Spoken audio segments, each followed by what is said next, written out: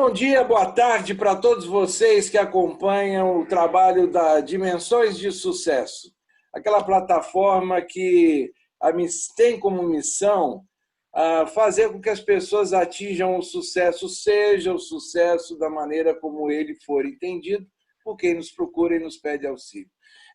Vale dizer sempre, com ética, com respeito às pessoas, com muito respeito a tudo que são os melhores princípios do negócio, da gestão, do desenvolvimento das pessoas.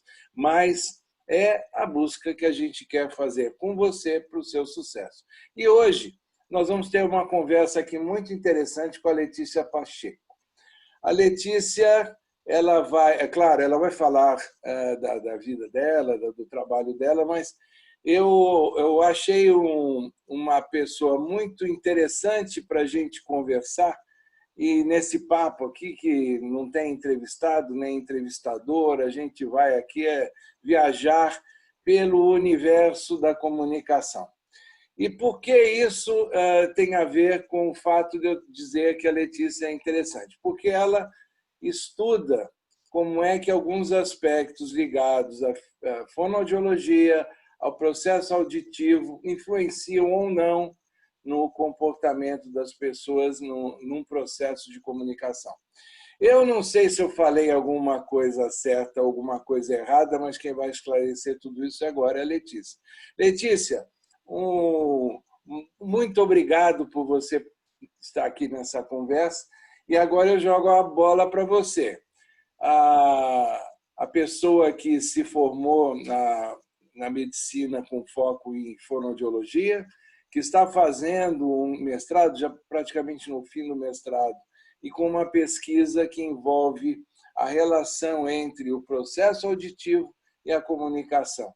Olha, bola contigo, me explica aí o que é esse seu trabalho. Mário, primeiro, obrigada pelo convite, é um prazer estar aqui. Você falou tudo certo, sim. Poxa vida, que legal! Me formei na Escola Paulista de Medicina, que é a Universidade Federal de São Paulo, em fonoaudiologia, e a minha paixão sempre foi pela voz e pela comunicação.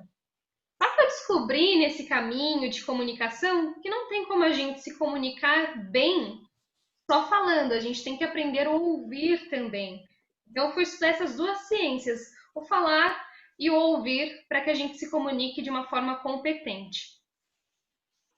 Bom, então me explica esse trabalho agora, a sua dissertação, ela avança, o que você acabou de dizer é um conceito, ou seja, a pessoa que se comunica ao mesmo tempo que ela é emissora de uma ideia, e essa ideia só se materializa quando alguém ouve e consegue entender a ideia, porque tem muita gente que gosta de só falar e não ouve. Quando chega, bate e não incorpora.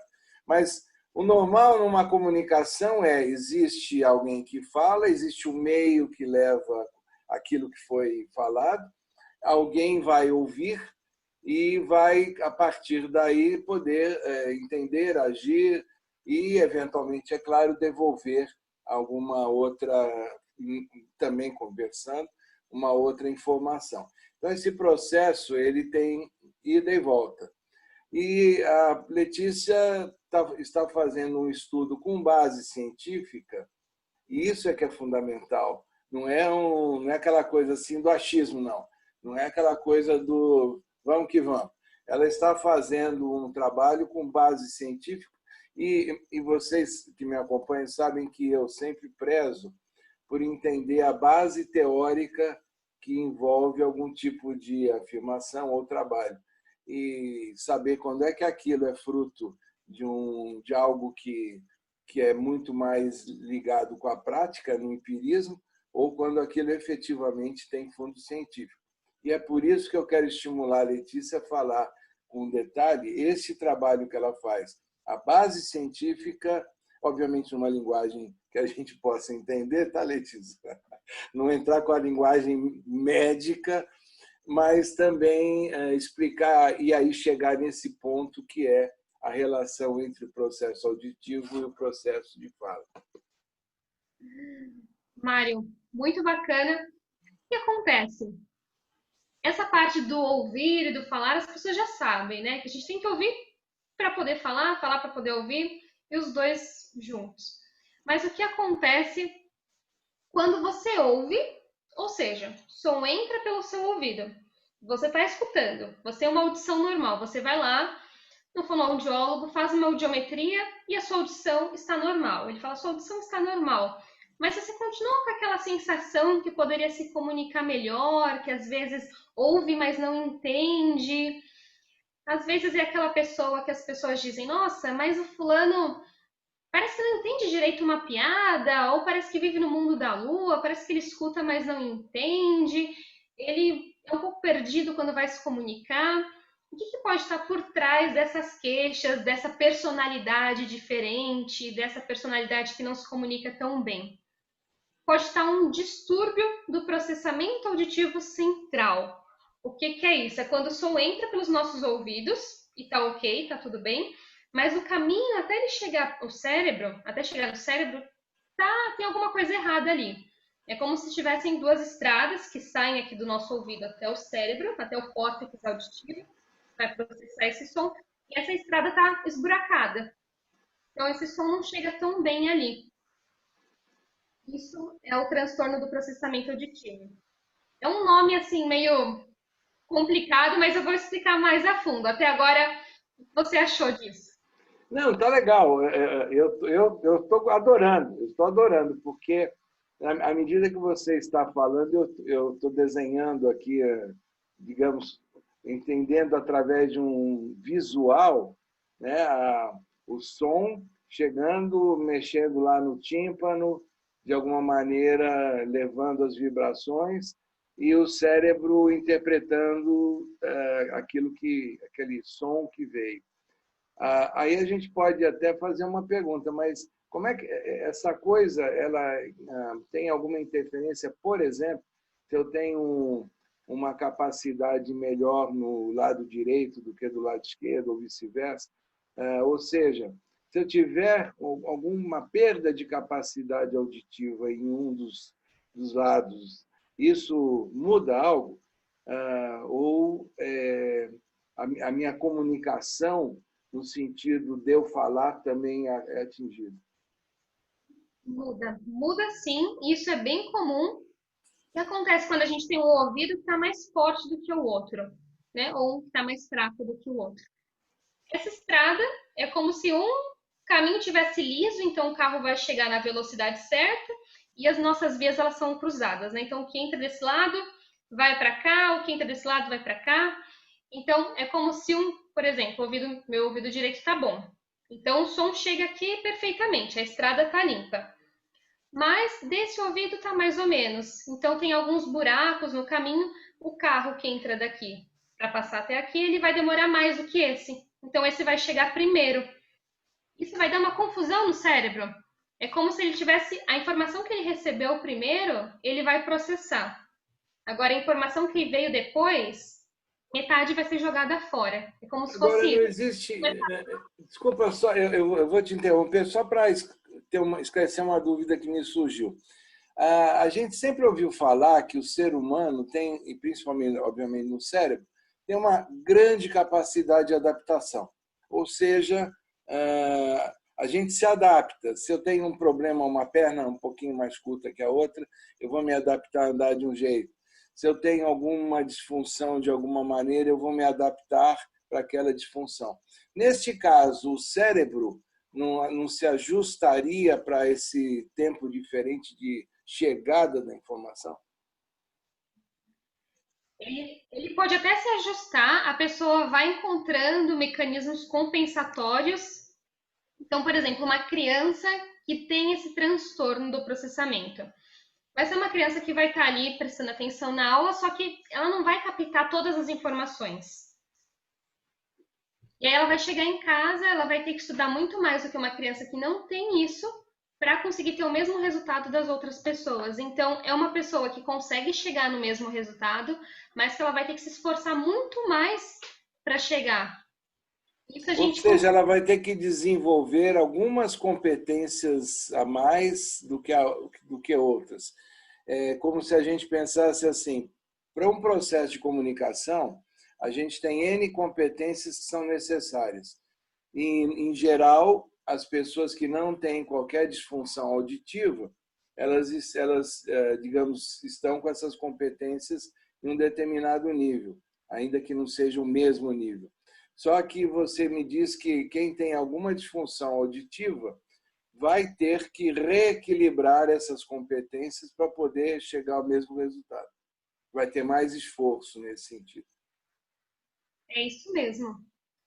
Só que com a fonoterapia específica para esse tipo de problema, a gente consegue, como se fosse tampando esses buracos dessa estrada. E a gente consegue deixar essa via lisa também, dando uma qualidade de vida melhor para essa pessoa, para ela não ter que se esforçar tanto como ela já estava fazendo. Agora, eu nos meus estudos de mestrado e doutorado, em alguns momentos, né, eu trabalhei muito, eu não vou detalhar aqui porque não é o caso, mas eu trabalhei muito com a questão de a, a gente, quando tem um indicador ou uma variável, algo que a gente queira medir, a gente pensa no que é que me leva para aquilo e que indicadores eu vou ter para avaliar o resultado. Ou seja, que fatores, por exemplo, me gerariam uma comunicação melhor a partir dos resultados que eu tenho dessa avaliação auditiva. Então, eu posso pensar na regressão, ou seja, de acordo com a minha avaliação auditiva, eu consigo verificar quais os fatores que estão influenciando mais ou menos a minha comunicação. Eu não sei se eu fui claro, mas para quem me ouve é o seguinte: na medida em que os resultados da pesquisa, e essa é a minha dúvida e pergunta, à medida que os resultados da pesquisa mostrem alguns indicadores e resultados do processo auditivo, eu posso fazer uma associação, uma regressão, uma associação direta com os fatores que influenciam a comunicação e dizer onde eu preciso melhorar ou piorar. É isso? Estou certo? É isso mesmo. Essa que é a sua dissertação. É um pouquinho mais que isso, porque eu adicionei os idosos e o Parkinson no meio, que é uma outra história. Eu quero chegar lá, mas antes disso eu quero explicar um pouquinho mais o processamento para as pessoas não saírem correndo daqui. O nosso papo é para mostrar uma coisa que pouca gente fala. Foi, inclusive, o que me despertou essa motivação toda de termos essa conversa e de levarmos essa informação para muita gente. Eu mesmo, que me considero uma pessoa, né, que acompanha as coisas ligadas ao mundo da comunicação, eu não tinha esta visão nesta profundidade que você me despertou. E bom ter essa oportunidade, então, de explicar para mais gente o que é isso, que eu acho fundamental e tão importante para a gente ter uma boa comunicação, uma boa qualidade de vida, é um processamento auditivo em ordem. Então, o que é isso, né? Então, voltando para a parte da estrada, é como se tivessem, como se essa estrada tivesse um trem, e cada vagão do trem é uma habilidade. Cada habilidade dessa é analisada em um teste. Como você comentou da comunicação, comentou dos fatores, dos indicativos, eu vou dar um exemplo. Para a gente tem a habilidade. Então, se a gente tem um desses vagões do trem, que tem que chegar até o outro lado bem, meio ruim, habilidade de ordenação temporal frequência. O que é isso? É a capacidade do nosso cérebro interpretar os sons e discriminar os sons. Por exemplo, um som fino e um som grosso. Então, por exemplo, P, O. Tem um teste muito simples que a pessoa escuta P, P, O. E ela tem que falar fino, fino, grosso. Isso já mostra que o cérebro está funcionando. Olha o que acontece. Quando a gente escuta um som, por exemplo, fino, primeiro, a gente tem que estar com uma boa audição, com a cóclea. A cóclea ela tem que ouvir o som, ele vai tocar ali um sinalzinho dela, que é representado, que seria o som fino. Daqui, ele vai lá para o outro lado, vai para o hemisfério direito e você tem que escutar que esse som é um som fino e ele tem que passar pelo meio do cérebro, pelo corpo caloso e para o lado esquerdo, onde ele vai ser interpretado e você vai conseguir falar fino. Então tem todo um caminho. Então esse simples teste de você escutar pipipô e conseguir falar fino, fino, grosso, fala muito sobre o seu cérebro e sobre como está a sua capacidade. E o que isso tem a ver com a comunicação? Uma pessoa que não consegue fazer isso, que ela escuta pipipô e fala, ah, é tudo igual, com certeza ela vai ser uma pessoa que tem dificuldades na hora de se comunicar em colocar ondas na voz. Então percebe, quando eu falo bom dia, é uma voz mais simpática, é uma voz que termina mais fina. Quando eu falo bom dia, é uma voz mais séria, termina no grave. Então, se essa pessoa não tiver essa capacidade de interpretar o som, de fazer todo esse mecanismo, provavelmente isso vai se reverter na fala dela. Pode ser uma fala mais monótona, pode ser uma fala muito alta, que ela não percebe que está gritando, por exemplo. Esse é um recado bom para quem lidera time, né? A pessoa que tem lá uma equipe, ela, ao mesmo tempo que liderando, ela precisa falar e orientar e instruir de alguma forma, ela também ouve dos seus liderados algum tipo de comentário ou de relatório, etc. Então, o que você está dizendo é, dependendo desta capacidade que eu tenha de interpretar os sons e, com isso, influenciar o meu jeito de falar, eu serei, na comunicação, melhor, mais influente ou mais, digamos, determinístico para aquilo que eu quero, do que se eu simplesmente estiver com um problema que influencia o meu jeito de falar e eu passo a ser muito monótono, muito tranquilo, muito leve. E com isso eu não mostro para as pessoas a necessidade de ter mais pique ou menos pique. É assim? É isso mesmo. Eu vou dar um exemplo pensando nos meus clientes, nos meus pacientes.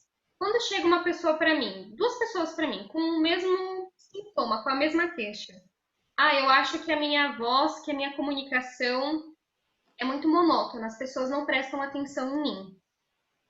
Pode ter a pessoa que realmente nunca parou para pensar sobre a voz dela, para ouvir, para fazer exercícios para ela ter mais expressividade, e ela consegue. Eu vejo isso na primeira sessão, se ela vai ter essa capacidade ou não de, com alguns exercícios, realizar essa performance, ou não. Tem pessoas que eu vou conversar, que eu vou mostrar esses exercícios, e ela já não consegue perceber. Ela fala assim, nossa, mas mudou? Eu falo para ela, ah, ó, vamos fazer uma voz mais fina. Ela faz uma voz mais forte. Ela não consegue diferenciar. Aí eu vou para uma triagem dessas habilidades auditivas. E muitas vezes o problema está aqui, está mais atrás. Então eu começo a trabalhar dali para chegar nesse refinamento da comunicação. Você sabe que é uma coisa muito interessante que a gente, os anos passam, a gente acha que está aprendendo muita coisa, mas vai se surpreender. Quando se fala em fonoaudiologia, a gente sempre pensa no processo da fala. Ou seja, é a pessoa... Tanto é que os artistas, cantores, né, o pessoal de teatro, ele desenvolve um trabalho com os fonoaudiólogos para ter uma expressão melhor, um jeito de falar melhor, não enrolar tanto a língua, e etc. O cantor também tem isso, né? E algumas pessoas, alguns políticos também, para fazer o discurso de uma maneira mais eloquente. Mas esta relação com o processo auditivo, eu te confesso, neste grau, né, eu te confesso que até para mim é uma surpresa. Eu acho que para quem está nos vendo agora também é uma surpresa. E você está fazendo uma revelação aqui que vai estimular muita gente a procurar alguém, fazer um teste, fazer algum tipo de avaliação. E como é que funciona o teste para esse tipo de avaliação, esse trabalho que você está fazendo? Uhum. A gente tem agora, é algo novo, é algo que eu estou testando, que é uma triagem dessas habilidades auditivas. Porque como funcionava antigamente? Antigamente eu digo 2 anos atrás. A pessoa tinha que fazer um exame, que é uma audiometria primeiro. A gente ainda tem que fazer uma audiometria, ou seja, saber se o som está chegando bem nos seus ouvidos. Mas depois a pessoa tinha que ficar numa cabine quase 2 horas ali fechado. Agora a gente tem uma outra opção, que é fazer uma triagem que pode ser realizada inclusive online, você só precisa ter internet dos seus fones de ouvido e você realiza uma triagem dessas habilidades. E foi inclusive a que o Mário fez, depois ele vai contar. E aí, se essa pessoa não passar nessa triagem, a gente vai para esse exame mais específico. Se ela passar, é porque está tudo bem. E claro que a gente não vê só essa triagem ou só o exame, a gente vê também qual a queixa dessa pessoa. Então, eu posso dar o seu exemplo, Mário? Eu só avisar o pessoal que ela disse assim: se você não passar, eu não dou entrevista, não converso contigo. Mas como eu passei, estou aqui, ó. Pode, pode dar. Antes de você explicar, eu quero só, então, como quem passou pela experiência, obviamente que quando eu pergunto para ela, é porque ela tem mais condições de explicar todo o processo e para todos que estão nos vendo, ficar mais fácil entender. Mas neste momento que eu fui a cobaia, né, do teste, me surgiu uma questão que eu vou te perguntar então agora, Letícia, antes de você falar do processo, e, todas as vezes que eu vou fazer qualquer tipo de resposta à pesquisa, qualquer que seja, e não necessariamente que diga respeito a mim pessoalmente, mas às vezes algum tipo de avaliação de algo que alguém queira ter a minha colaboração, seja para um estudo ou não, eu sempre procuro fazer no momento em que eu me assumo em um momento de tranquilidade. Ou seja, sem aquela pressão de que, pô, eu tenho que correr para fazer pesquisa porque eu tenho não sei o que me esperando, ou daqui a pouco. Ou seja, sabe quando encaixa, eu vou responder essa pesquisa agora, nesse tempinho correndo. A minha sugestão, em geral, é que sempre se evite isso, porque dá uma distorção você, você responder algo com a emocionalidade latente. Então, eu consegui fazer um teste no momento mais adequado, sem tanta correria, sem grande pressão, mas com isso aumentando o foco e a atenção em cada etapa do teste. Eu acho que muita gente que for um dia fazer um teste desse, é interessante seguir essa receita. Não fica naquela correria, porque senão vai atrapalhar a pessoa que precisa do teu resultado e você vai acabar tendo um resultado seu distorcido. Eu faço questão de dizer isso para todo mundo que ainda vier a trabalhar com a Letícia, vier fazer o teste, a colaborar com o estudo dela, ou mesmo pacientes, né, que ela venha a ter. Com certeza, uma colocação bem importante, ter esse tempo para fazer com tranquilidade, porque é um teste, tem que estar ali com fone de ouvido, tem que estar ouvindo bem. De repente tem cachorro latindo muito alto do lado, te atrapalha. Tem que ser um momento E tranquilo. latindo só não, tem gente que faz com o cachorro ou o gato no colo, que aí que o gato e o cachorro mexendo não vai dar certo. Pois é, isso é verdade. Mas tudo está dentro também da pesquisa, as prováveis, a gente, né, tenta evitar ao máximo tudo isso, né? Falando de pesquisa, Então, você ia falar do meu caso, agora eu vou ficar quietinho aqui, eu sou aluno. Ó. eu ia dar o seu exemplo, ó. O Mari, por exemplo, é uma pessoa que se comunica super bem, não tem queixas relacionadas à comunicação, então eu nem esperava, e também não tem queixas auditivas, então eu não esperava um resultado alterado. E foi isso mesmo que eu encontrei, um bom resultado. Tá ali, né? A gente tem os testes e fica verdinho quando tá tudo bem. Tudo verdinho, tá tudo certo. Ele tem todas as 10 habilidades boas esperadas para a idade dele. Agora eu faço a seguinte pergunta. Você, sem, obviamente, citar nomes, mas você pode descrever alguém que tenha estado fora dessa normalidade? E, principalmente, se alguém... Duas coisas que me interessam assim, nos extremos. Né? Quando a gente lida com estatística, a gente sempre tem a média e tem quem está fora da média. Você tem exemplo, o que aconteceu no teste de alguém que possa sinalizar um possível problema futuro? Você falou de Parkinson, né? Eu não me lembro, Parkinson ou Alzheimer, eu não lembro agora. Ou de um jovem que tenha o problema, como é que isso bateu no resultado de um jovem? Você pode dar exemplos assim, fora da curva? Sim, com certeza. Eu vou dar o exemplo de um jovem, por exemplo. Um jovem tem uma dificuldade em prestar atenção na sala de aula. Ele diz que quando está ruído, os colegas estão conversando, ele não consegue focar a atenção no professor. Parece que os sons ficam muito.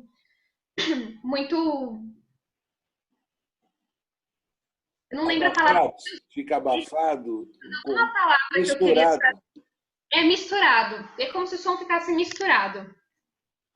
Falei, não, então vamos ver, né? Ele fez o teste e uma das habilidades, né, então um dos vagões ali do trem que deu alterado foi o que a gente chama de figura fundo. O que é isso? É a nossa capacidade de, mesmo tendo ruído ao redor, conversas ao redor, focar a nossa atenção.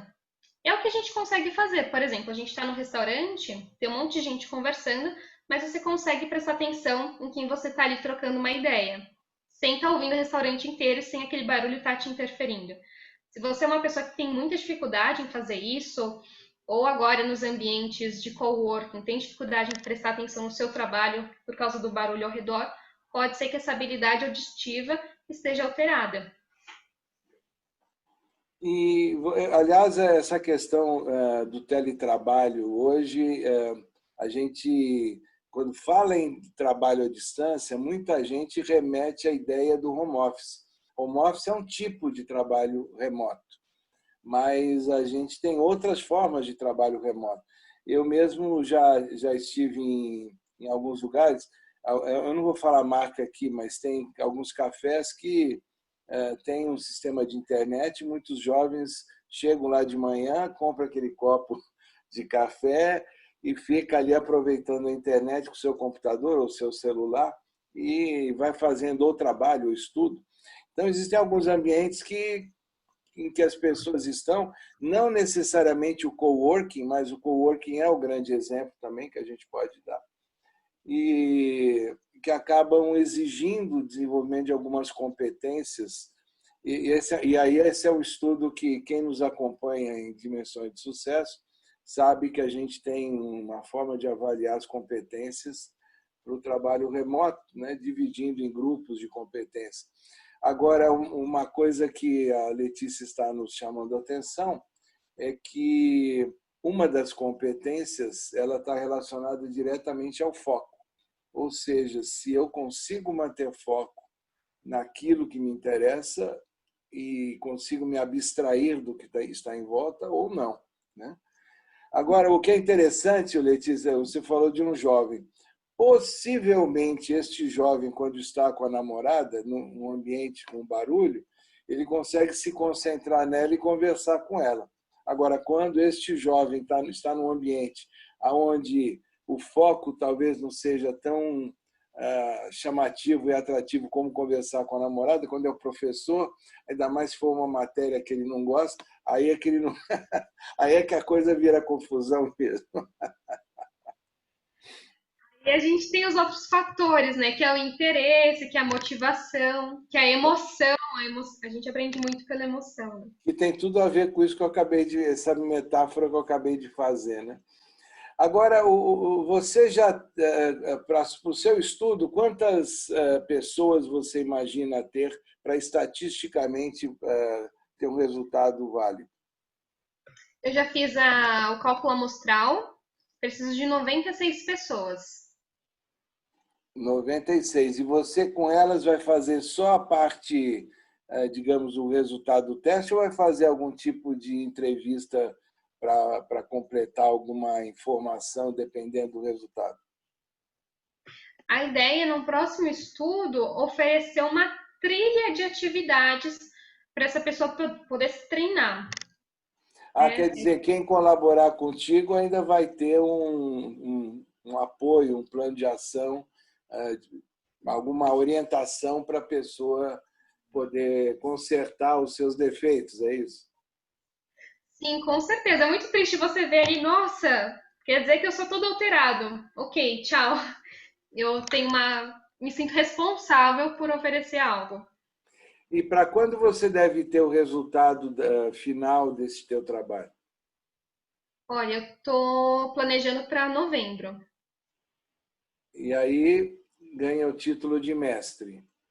Aí qualifico, vejo o que a banca vai me falar, o que eu preciso consertar ou não, e aí vou para a defesa no ano que vem, fevereiro, eu imagino. Para quem não acompanha esse processo acadêmico, normalmente a banca, para um mestrado, tem 3 pessoas no mínimo, às vezes pode ter mais. É o orientador e mais 2 pessoas, ou pode ter mais. Agora, a questão é a banca sempre cobra o candidato, né, ao título, porque, afinal de contas, é uma evolução de carreira bastante importante, né? Aí vem o passo seguinte, e você, como é que olha lá na frente o doutorado? Ou seja, a sequência dessa sua vida acadêmica. O que te motivaria em termos de pesquisa, considerando que você conclui essa agora, o que te motivaria em termos de pesquisa futura?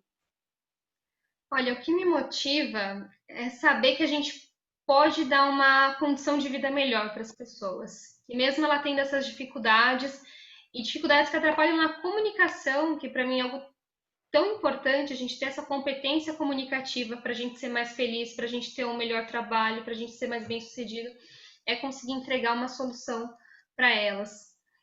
Eu vou aproveitar que já a nossa entrevista é uma coisa que eu acho que não tem nenhum lugar gravado isso.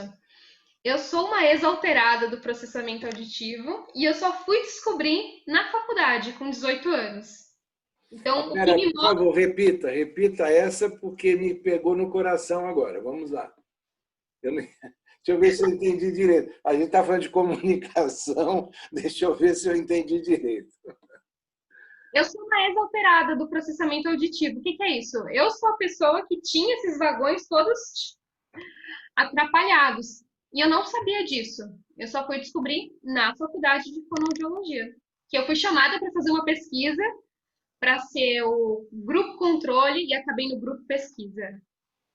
O grupo controle geralmente são as pessoas normais que estão ali para a gente controlar dados e o grupo pesquisa são os alterados que a gente vai ter que fazer alguma coisa. Então, daí Agora, que surgiu isso. você foi para a faculdade de fonoaudiologia, então, por uma motivação pessoal e profissional, sem ter qualquer noção do seu problema. Sim, não tinha, nem sabia o que era isso. Aliás, pouca gente sabe, eu acho que agora a gente está conseguindo difundir mais o que é o processamento auditivo, mas passou. A minha mãe, quando eu era pequena, ela até falou para mim: "Ah, eu acho que essa menina não escuta direito". Aí ela me levou, fui fazer audiometria e o fonoaudiólogo naquela ocasião falou: "Não, ela escuta até atrás da porta, minha audição é perfeita, é até melhor do que a média". Porque o problema não está na entrada do som, o problema estava nas vias, né? Nesses vagões, nessa estrada. A estrada esburacada. É isso mesmo.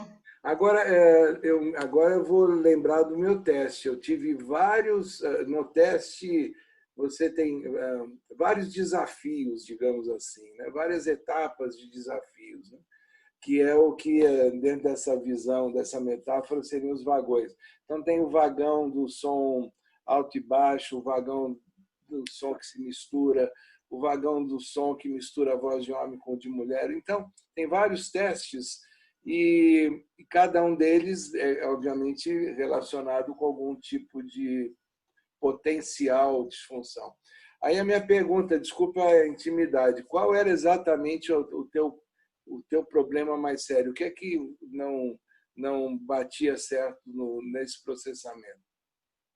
Eu tinha dificuldades com a figura fundo, ou seja, eu estava numa sala de aula, principalmente história.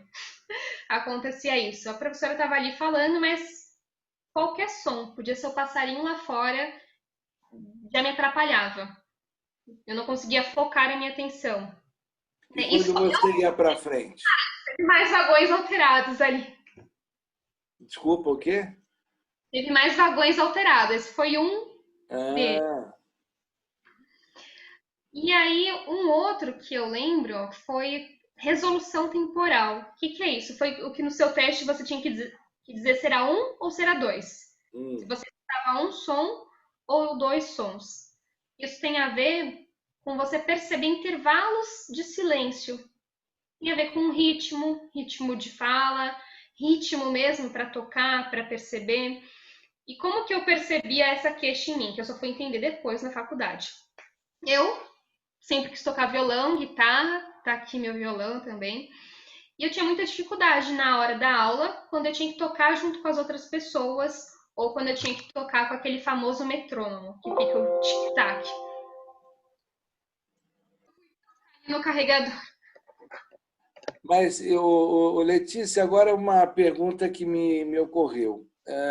Muita gente fala que quando a pessoa está exposta a muito barulho, seja numa banda, seja numa atividade, num trabalho que tenha muito barulho, sem ela não tem o protetor, ela vai ter uma perda de audição e que não volta. É uma perda, perdeu.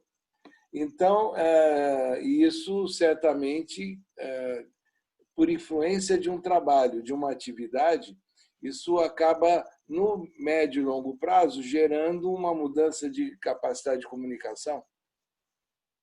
Com certeza. E a gente tem até uma coisa, tem algo mais grave dentro disso. Quando a gente tem uma perda de audição, é algo irreversível, ou seja, aquelas células não voltam. O que você pode fazer é colocar um aparelho auditivo, fazer um treinamento auditivo se você já tiver perdido essas habilidades, já tiver esburacado essas vias que eu falei que levam até o cérebro. E o que pode acontecer se você tem uma perda de audição e você não cuida dela? Você não vai colocar um aparelho auditivo, você não vai fazer um treino auditivo. O nosso sistema, ele é muito esperto. Então, o que ele faz? Ele pega essa parte, né, que deveria estar ali ouvindo essas células, e ele faz uma reorganização cerebral. É uma reorganização compensatória, ou seja, para compensar essa perda de audição. Então, é uma reorganização compensatória secundária a essa perda de audição. É um nome difícil para dizer assim. A parte que não está funcionando, ela vai se reorganizar para outra parte. Então, de repente, o lugar que era para funcionar para audição, ele vai começar a pegar algumas partes da visão, por exemplo. E aí, nisso, a gente pode ter um declínio cognitivo. Porque o cérebro está se reorganizando para compensar essa perda de audição. E agora a gente está cheio de estudos que dizem que a perda auditiva pode estar relacionada a uma demência. E aí a outra dúvida que me surgiu também. Muitas vezes já me perguntaram em vários exames, né, aquela check-up, etc., se eu tenho zumbido no ouvido. Aliás, é uma pergunta que muita gente sempre ouve em check-up. O que significa ter ou não ter o zumbido no ouvido? O zumbido é uma parte ainda um pouco obscura, porque cada um pode ter zumbido por diversos motivos. Pode ser metabólico, pode ser porque tem uma queixa de audição. O zumbido é aquele barulho que você escuta, principalmente quando você está num ambiente silencioso. Pode ser mais grave, mais agudo, e isso pode te atrapalhar a se concentrar, a prestar atenção. Não necessariamente um zumbido vai estar relacionado a uma perda de audição. Para isso a gente tem que investigar, A minha pergunta é se o zumbido ele está dentro deste contexto todo de estudo que você está fazendo, se ele, de alguma maneira, é um indicador para a questão da comunicação. Ah, não, o zumbido é algo à parte. Então, ele teria, digamos, mais um problema, seria muito mais digamos, um problema, entre aspas, de saúde do que propriamente um problema ligado à comunicação. É isso. Isso. Seria uma Uma coisa à parte. linguagem bem simples, né? Numa linguagem bem simples.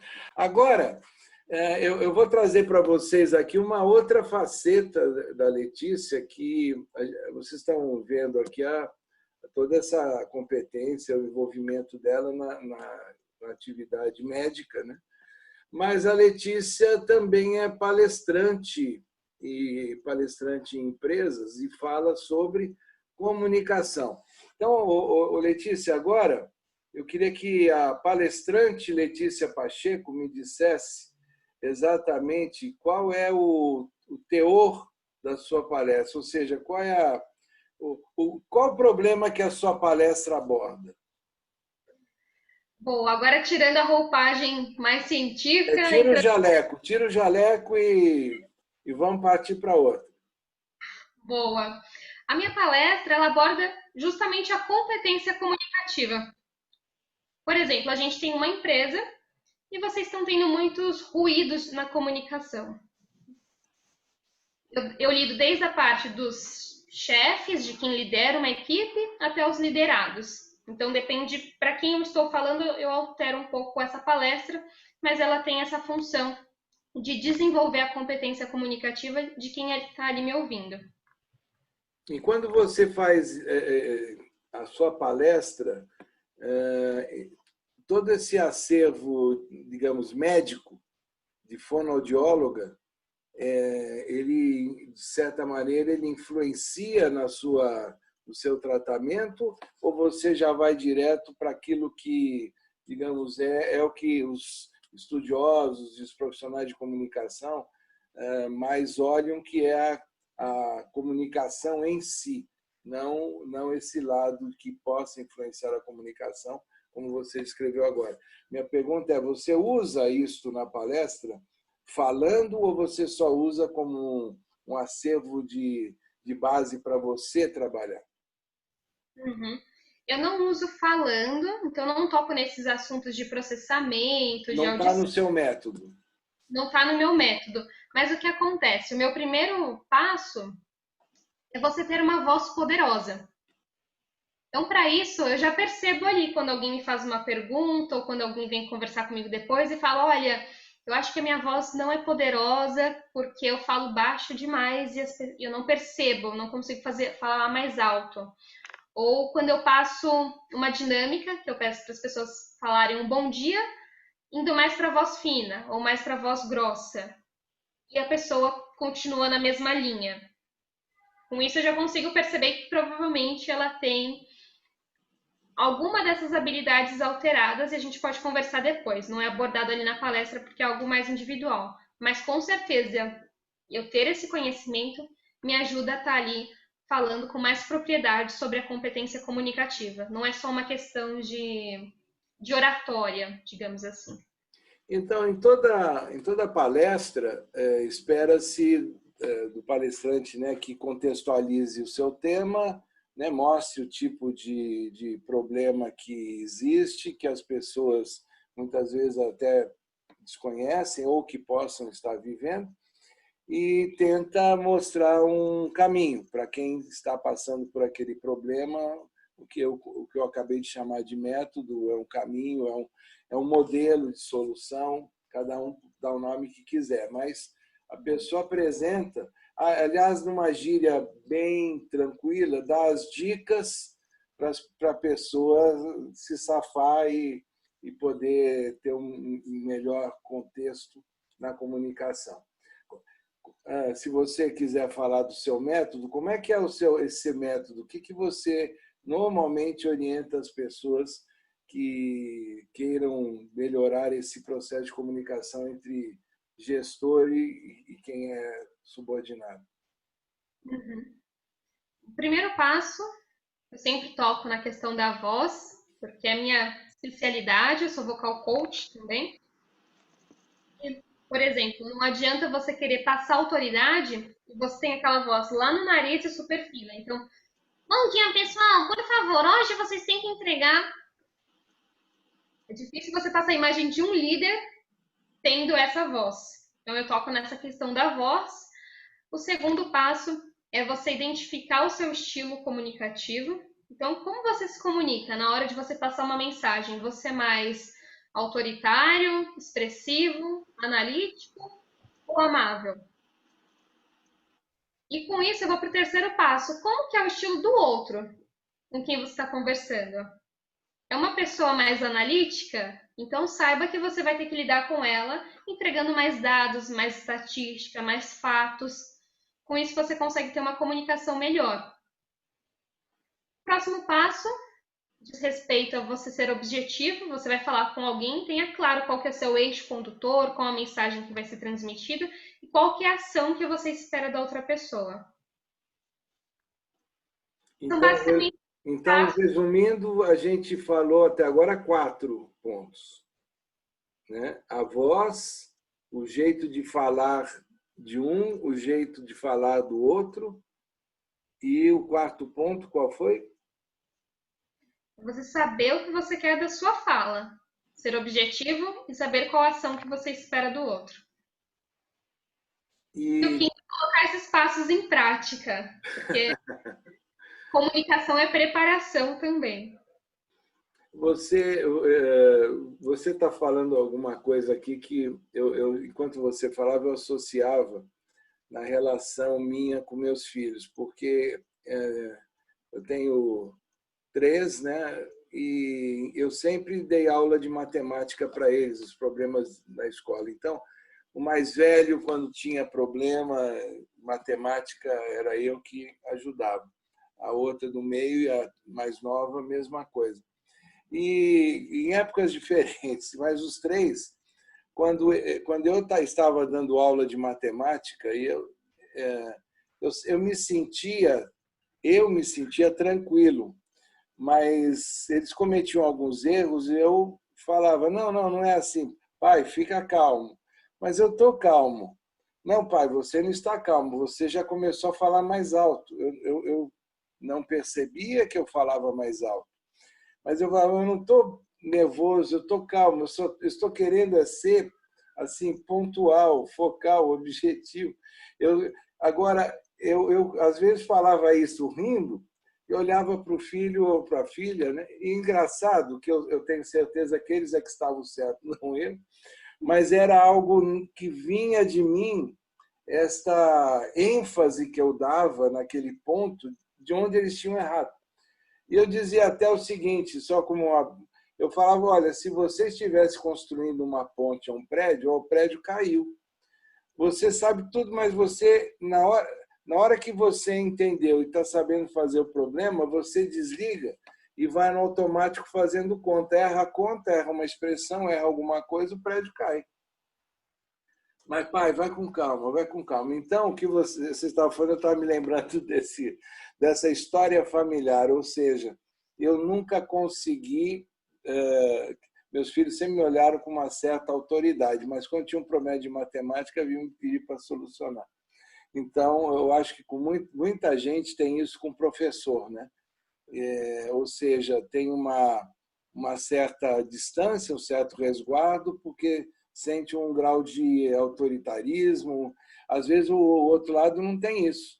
É apenas um jeito de ser, dar ênfase em algum ponto. E eu estou contando esse caso que é meu, né, pessoal, mas eu acho que com muita relação entre líder e liderado isso acontece.